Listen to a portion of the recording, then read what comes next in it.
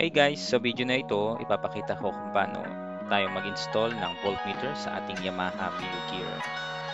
Simple lang ang gadget na ito pero malaking tulong para ma-monitor natin ang baterya ng motor natin. So tara, simulan na natin. Dito ko pala planong ilagay yung ating voltmeter para malinis tingnan. Una, syempre kailangan natin baklasin yung ating mga fairings.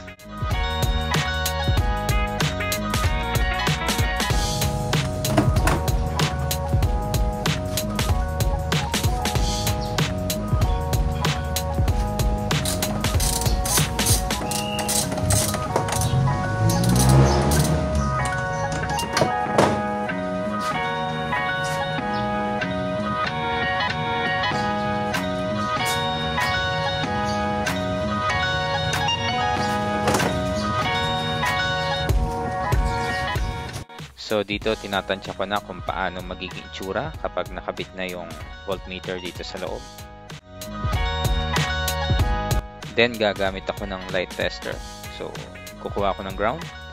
Then sa accessory wire. So umilaw siya, ibig sabihin working siya. So dapat meron lang siyang power supply kapag naka-on lang yung ignition key. So, itetest ko rin yung actual na voltmeter. So, yung itim, negative sa ground, and then yung positive dun sa accessory wire.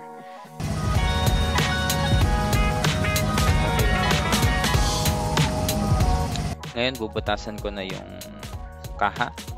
Nagamit ako ng step-up drill bit. So, kailangan mo na sukatin syempre yung bubutasan natin. So, 28mm yung magiging butas.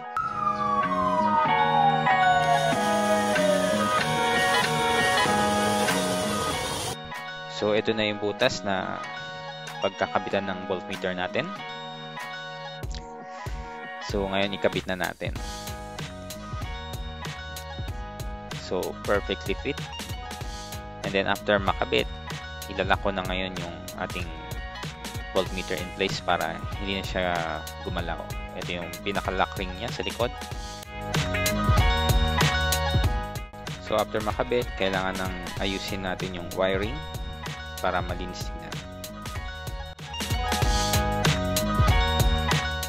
So after natin nang matapos yung installation, testingin na uli natin.